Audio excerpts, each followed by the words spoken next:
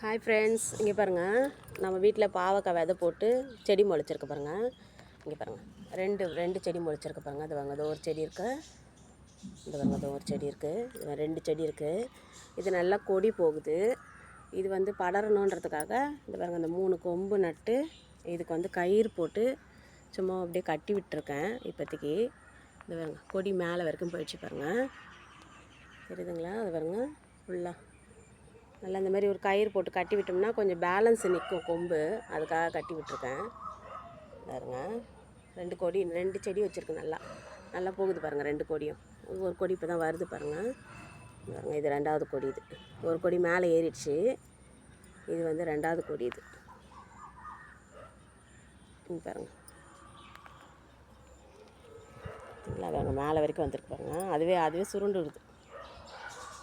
நல்லா அந்தமாரி கொம்பு வச்சு கயிறு கட்டி விட்டோம்னா நமக்கு வந்து நல்லா பாவக்காய் நல்லா கொடி ஏறும்.